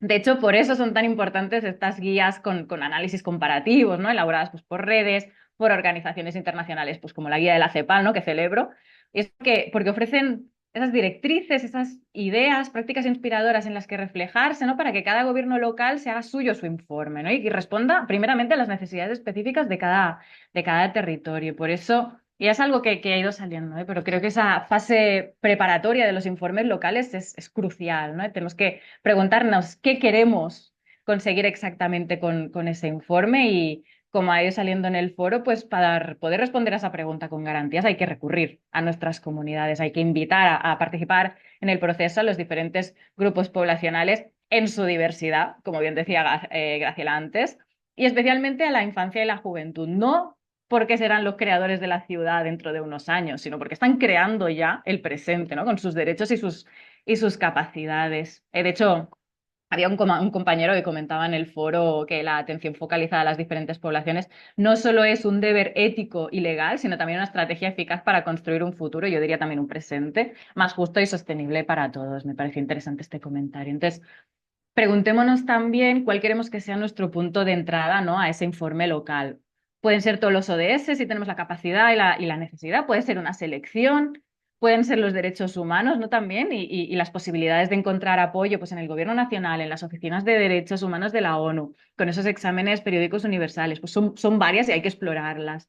También puede ser pues, el fenómeno migratorio, un tema que ha salido ya en esta conversación, ¿no? Pues como el Centro de la Red sobre Migración de Naciones Unidas acaba de publicar una guía sobre cómo incluir el tema migratorio en los informes nacionales. También puede ser un ODS en particular. Este año hemos trabajado desde CGLU con una asociación de gobiernos locales de Nepal, para quien el ODS 6 sobre acceso al agua y al saneamiento es un reto enorme. Pues el punto de entrada de su informe subnacional ha sido este ODS, conectándolo pues con otros ODS cercanos, como el 1 sobre pobreza, el 10 de desigualdades, el 13 sobre acción climática. Entonces, reflexionar dentro del gobierno local y también con las comunidades cuál es la prioridad principal del informe, creemos que es un paso fundamental, ¿no? Y que ofrece múltiples oportunidades. También lo que está claro y lo hemos ido viendo es que la consecución de los ODS no es algo de una persona o de una institución sola, ¿no? Y los gobiernos locales necesitamos también construir esa confianza y colaboración con nuestro gobierno nacional. Y sabemos que muchas veces nuestras competencias, finanzas, los recursos humanos y técnicos, los servicios, pues dependen de su acción o de su inacción, ¿no? Y al final, el gobierno nacional es el principal garante sobre el derecho de las sobre el papel, ¿no? de las obligaciones adquiridas en torno a los derechos humanos, ¿no? Y es él quien tiene que facilitar la protección, promoción y fomento de cada uno de sus ciudadanos, independientemente de la condición legal de cada persona en el territorio, ¿no? Entonces, ahí creo que tenemos que ir con la cabeza muy alta también, porque si nos remontamos a 2016, 2018, cuando muchos gobiernos nacionales todavía no se habían planteado cómo abordar el tema de los ODS, los gobiernos locales ya estaban avanzando. Y eso es súper importante. Desde CGLU, en nombre de la red GTF, desde hace 8 años publicamos un informe anual y lo llevamos al Foro Político de Alto Nivel de Naciones Unidas que tiene lugar en julio, ¿no?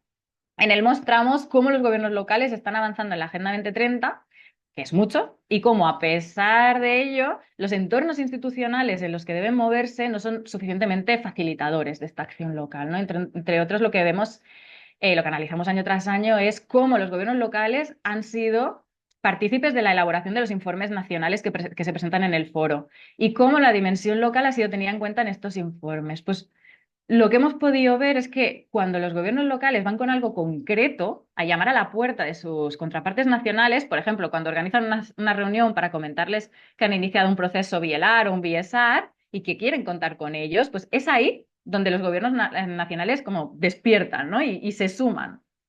Para daros un ejemplo, este año hemos apoyado 6 procesos de informes subnacionales desde CGLU en Costa Rica, Ecuador, Brasil, Mauritania, Sudáfrica y Nepal. Y en todos los casos, cuando las asociaciones contactaron con el gobierno nacional, este se abrió a considerar acciones conjuntas de futuro. Y en todos los casos, en todos, las asociaciones también pudieron contribuir al informe nacional, ¿no?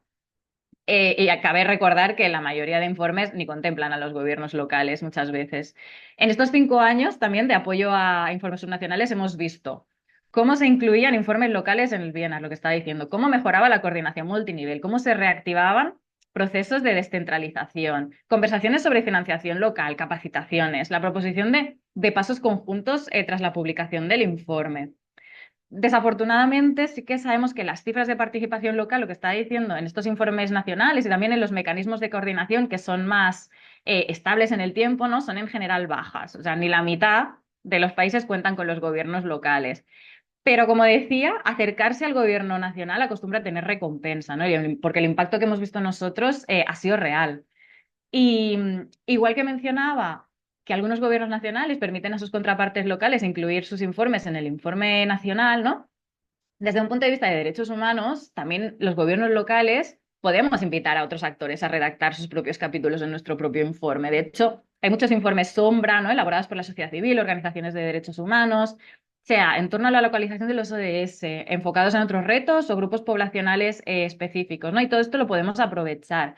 Y sabemos que no nos gustará todo lo que leamos y que habrá discrepancias en enfoques, en prioridades, en datos, en opiniones, pero es realmente solo reconociendo, ¿no? Visibilizando estas diferencias que podemos hacer un trabajo real y honesto y efectivo de acercamiento. Por otro lado, muchas de las participantes en el foro mencionabais, y también ha salido en esta conversación, ¿no? La falta de datos y cómo salvar esta falta de datos y aún así hacer un informe que sea coherente y útil, ¿no? Este es el reto al que se enfrentan gobiernos locales de todo el mundo. Y sumándole a eso, el hecho de que gran parte de los indicadores que se adoptaron para la Agenda 2030 a nivel nacional no sirven para nada a nivel local, ¿no? Y muchos gobiernos locales, muchas asociaciones nos preguntan si realmente pueden hacer un informe local, aunque no tengan ni una selección hecha de indicadores ni datos realmente para responder a los indicadores globales. Nuestra respuesta es que sí. De hecho, la falta de indicadores y datos ya es en sí mismo un indicador con el que ir al gobierno nacional a pedir apoyo y coordinación. Pero igualmente hay que pensar que para muchos gobiernos locales el BIELAR, el BIESAR, es el primer paso en sus esfuerzos de localización, ¿no? Así que toda información que se pueda recabar, sea cuantitativa, cualitativa, para mostrar dónde está ese municipio, esa región en ese momento y hacia dónde quiere ir, ya es un insumo muy, muy valioso. Las asociaciones de gobiernos locales también pueden priorizar la elaboración de informes y de indicadores locales y fortalecer los sistemas y equipos de monitoreo. De hecho, hay un caso interesante que me gustaría exponer brevemente, que es el de Ecuador.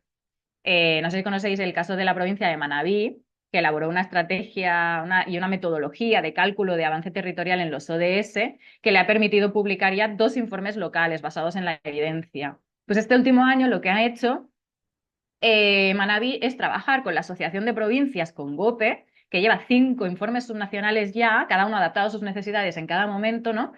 Y en la ampliación de esa metodología, pues para que sirva tanto a la asociación como a otros gobiernos locales del país y más allá. Y de ahí, pues que ha salido, de momento, 2 informes locales, el de Imbabura y el de Pichincha. Entonces, este caso es bastante interesante. Y no podemos olvidar tampoco el rol de la cooperación descentralizada. O sea, cada vez tenemos un mayor acceso a buenas prácticas de todo el mundo, ¿no? En términos de ODS, de derechos humanos. En este sentido, podemos ir a buscar esos socios, ¿no? Un Manabí, un Canelones con esta guía sobre fortalecer el vínculo de derechos humanos y ODS, un Antofagasta, excelente trabajo el que habéis presentado, un Tampere en Finlandia, que ha apoyado enormemente a a Mwanza en Tanzania en su primer informe, una asociación de países nórdicos que tienen mucho empuje y muchas ideas, y poner los ODS, ¿no? y los derechos humanos como en el corazón de nuestros proyectos de cooperación también. Y más allá del rol que puedan tener los gobiernos locales y nacionales y este trabajo en red que se organiza, por ejemplo, pues con el Instituto Nacional de Estadística, actores súper importantes en este proceso, los actores del territorio también son clave, ¿no? y especialmente la sociedad civil.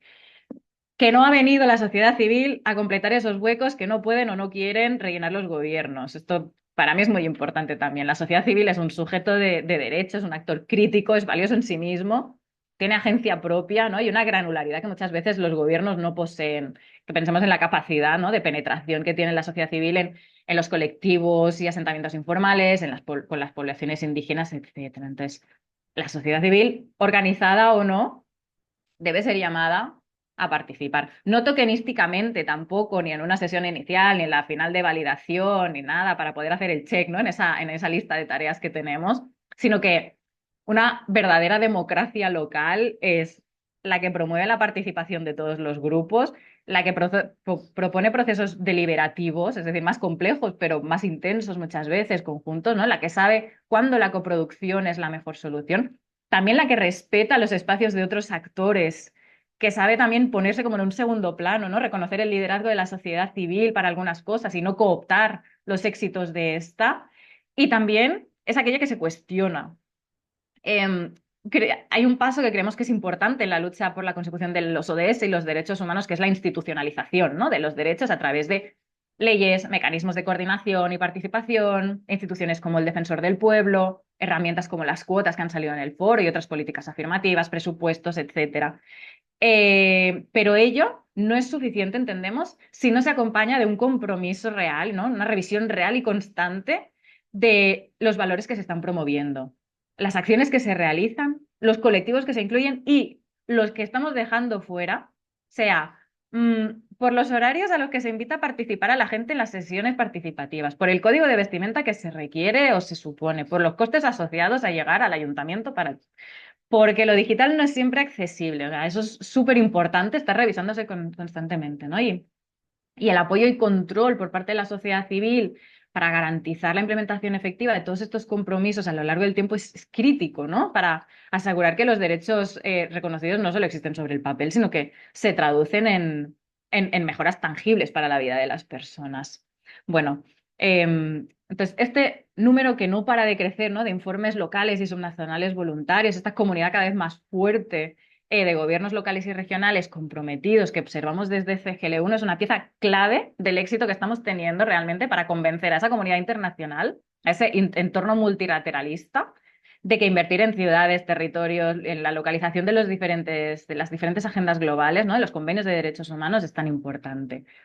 Los objetivos, los ODS que se revisaron este año en el foro político de alto nivel son de particular importancia para el trabajo diario de los gobiernos locales. El fin de la pobreza, hablamos del fin del hambre, de la acción climática, la paz, participación democrática. Es imposible hablar de ello sin considerar a los gobiernos locales, sus políticas, sus innovaciones y sus retos. Y nosotros lo que hacemos es ir con todo este bagaje, ¿no? con toda esta iniciativa, estas innovaciones locales, ¿no? porque realmente creemos en este sistema multilateral de renovación, que bueno, se está renovando ahora, ¿no? Pues ese sistema multilateral que esperamos que sea inclusivo, ¿no? que reconozca y apoye todos estos esfuerzos locales para que desde los gobiernos locales podamos generar esa cohesión social, cuidar de nuestras poblaciones y ofrecerles pues, los mejores servicios. Y también porque creo que debe haber un reconocimiento y un compromiso global, ¿no? Pero también una reparación norte-sur. O sea, a diferencia de los anteriores objetivos del milenio que mencionábamos antes, ¿no? Los ODS tienen que ser adoptados y considerados por todos, sean de donde sean. Ya no es una cosa de los países pobres. Y es que no habrá ni transición verde, no habrá migración segura, no habrá fin de la pobreza económica, hídrica, educativa, habitacional, si no reducimos, uno, esas brechas socioespaciales dentro de nuestros territorios y países, pero también, esencialmente, si los países del norte no reparan el daño histórico, ¿no? que han hecho a sus contrapartes del sur.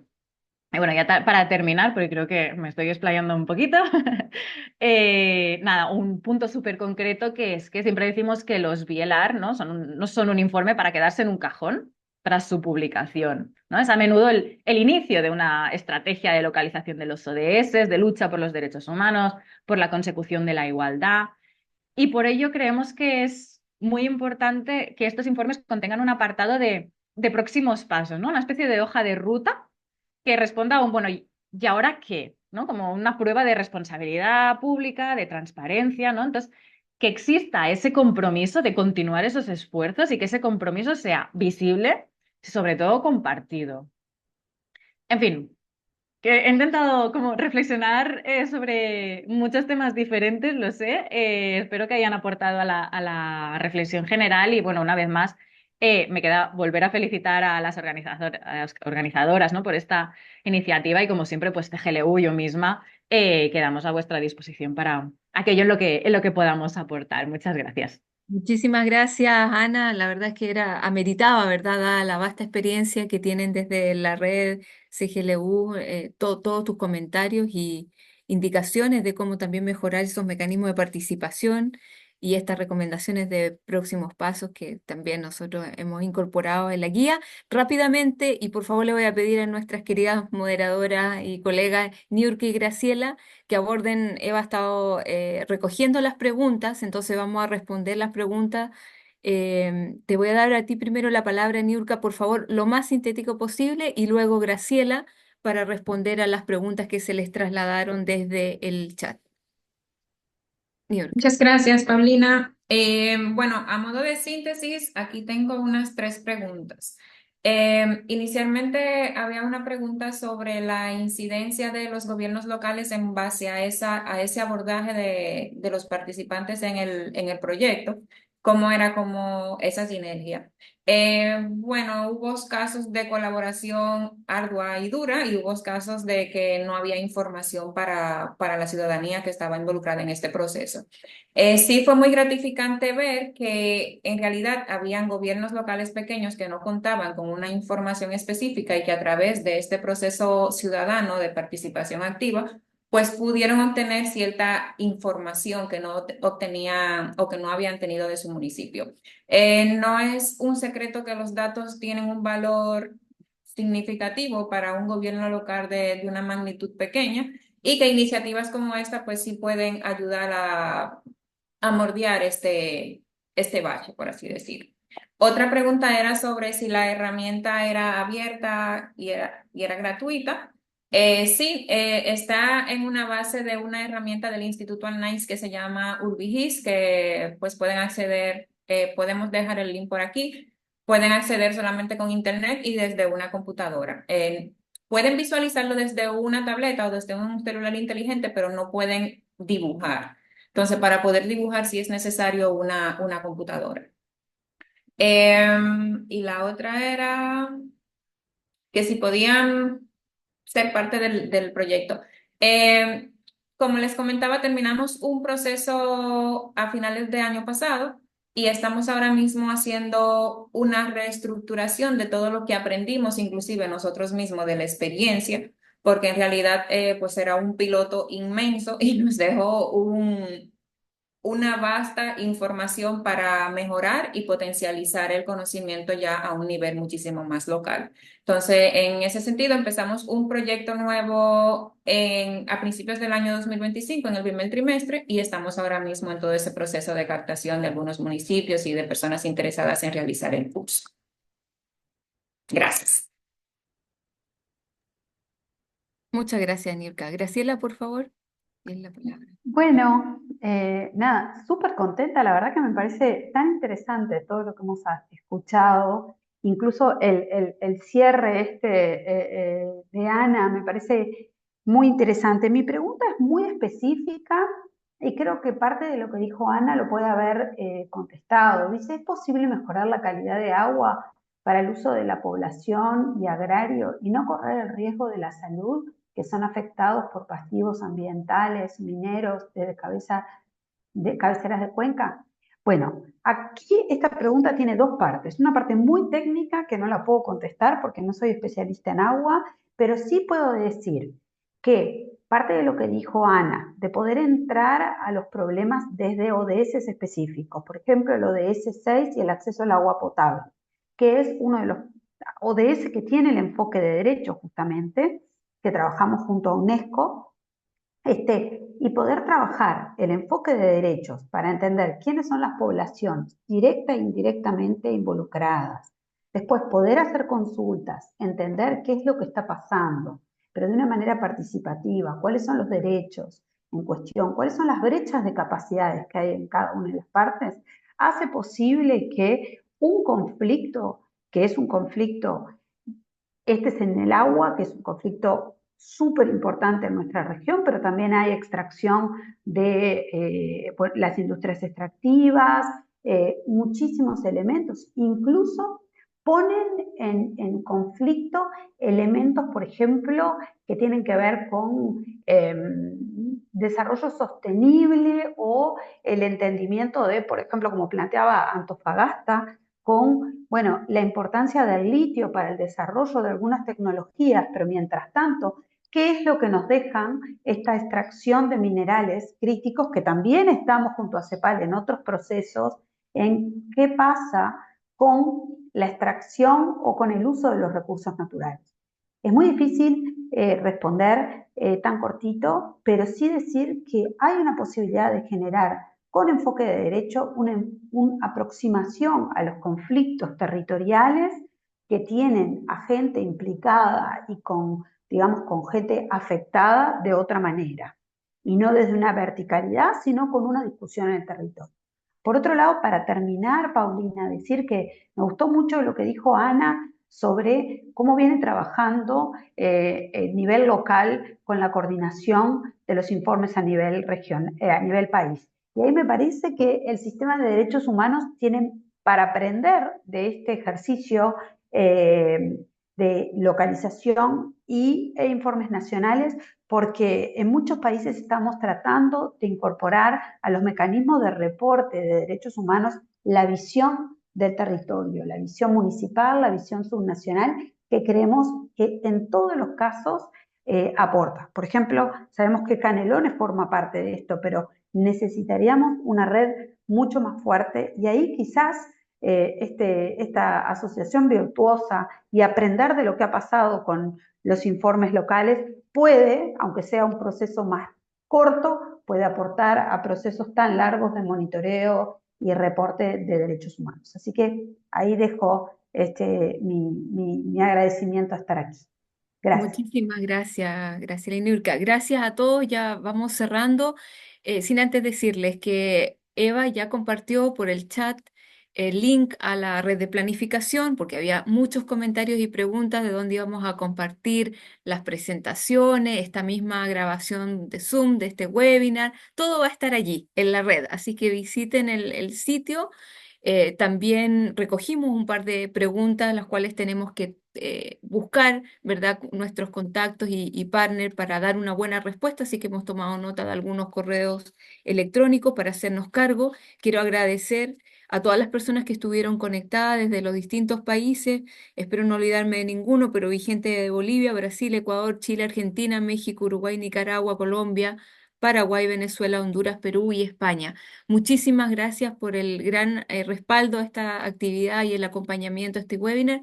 Por supuesto, a todos los panelistas que nos acompañaron y al equipo del ILPES. Muchísimas gracias y quiero dejarles también convocados, invitados, porque acabamos de cerrar este foro de 2 meses de discusión, pero ya habilitamos en la red un próximo sobre el tema de gobierno abierto local y su contribución a la promoción de la sostenibilidad y la acción climática.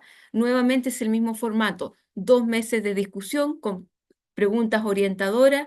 Les invitamos a que por favor nos ayuden y nos apoyen en la difusión a la gente que le puede interesar el tema, porque después cerramos nuevamente con un webinar. Por allí por septiembre vamos a mandar la información. Allí va a estar de moderadora nuestras colegas, nuestra jefa Valeria Torres, nuestra colega Alejandra Nasser y Clorinda Romo de la Open Government Partnership. Así que muchísimas gracias por habernos acompañado durante esta mañana, por las reflexiones y seguimos conectados a través de la red de planificación. Un abrazo grande, que tengan buen resto del día y de la tarde. Hasta luego, buenas tardes. Bye, gracias. Don